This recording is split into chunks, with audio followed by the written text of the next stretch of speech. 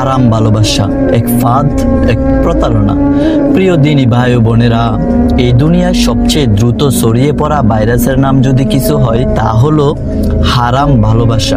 আজকাল একটা ছেলে একটা মেয়ে একটু চ্যাট, দু চারটা ভালোবাসার বলি, তারপর ছবি আদান প্রদান, তারপর একটা সম্পর্ক যার নাম গোপন পাপ।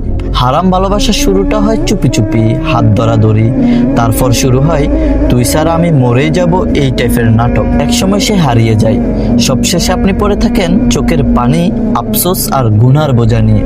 কিন্তু জানেন, তিরমিজি শরীফে একটা হাদিসে এসেছে, যখন কোনো নারী পুরুষ একা হয় তখন শয়তান তাদের তৃতীয় সঙ্গী। শয়তান শুরু করে মিষ্টি কথায় আর শেষ করে জাহান্নামের আগুনে। লাভ উইদাউট নিকা is not love, it's last. আপনি যতই বলুন আমরা জাস্ট ফ্রেন্ড, আল্লাহ জানেন আপনার হৃদয়ের গোপন আগুন।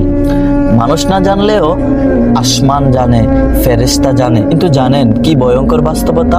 হারাম সম্পর্ক শুধু দুনিয়াই নয়, আখিরাতেও আপনাকে পোড়াবে। সেই মেসেজ, সেই ফোন কল, সেই লুকিয়ে দেখা, সব হবে শরিয়ার আদালতে প্রমাণ। সূরা নূরের 19 নম্বর আয়াতে আল্লাহ তাআলা বলেন, নিশ্চয় যারা মুমিনদের মধ্যে অশ্লীলতার প্রচার কামনা করে তাদের জন্য রয়েছে দুনিয়া ও আখিরাতের যন্ত্রণাদায়ক শাস্তি।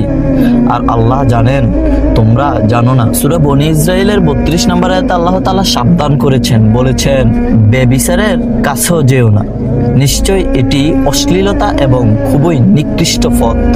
এখন প্রশ্ন হলো, আমি তো এই ভুলের মধ্যেই আছি, আমি কি করব?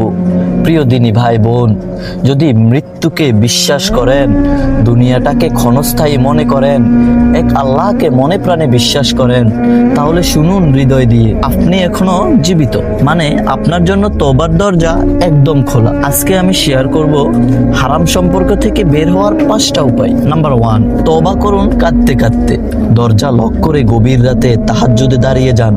প্রভুর সাথে একাকী চোখ দুটো অশ্রুসিক্ত করে বলুন, ইয়া রব, আমি সত্যিই ভুল করেছি, আমাকে ক্ষমা করে দিন। নাম্বার 2, সম্পূর্ণ যোগাযোগ বন্ধ করুন। নাম্বার ব্লক করুন, সোশ্যাল মিডিয়া আনফলো, আনফ্রেন্ড করুন। Cut the cord to save your soul. আপনার আত্মাকে বাঁচাতে সম্পর্ক ছেটে ফেলুন। নাম্বার 3, 5 ওয়াক্ত নামাজ শুরু করুন। এতে করে হারাম সম্পর্ক থেকে আল্লাহর সাথে আপনার একটা হালাল সম্পর্ক স্থাপন হবে ইনশাআল্লাহ। নাম্বার 4, কোরআনের কাছে ফিরে যান। প্রতিদিন নিয়মিত অল্প করে হলেও কোরআন তেলাওয়াত করুন। নাম্বার 5, বিয়ে করার পথ খুঁজুন, হালাল সম্পর্ক গড়ুন। পরিবারকে বলুন, ইসলাম বিয়ে সহজ করেছে, পাপ নয়। যদি কোনো সম্পর্ক আপনাকে আল্লাহর থেকে দূরে নিয়ে যায়, জানবেন সেটা ভালোবাসা নয়, সেটা ফাঁদ। আজ হারাম ছেড়ে দিলে কাল আল্লাহ হালাল দিয়ে দিবেন এমন কিছু যা আপনি কল্পনাও করতে পারবেন না। আল্লাহর কসম, হারাম ভালোবাসা একটা মায়া, যেটা শুরুতে মধু কিন্তু শেষটা জাহান্নামের আগুন। তাই দেরি নয়, এখনই তওবা করুন, ফিরে আসুন, ইসলামের আলোয় জীবন গড়ুন।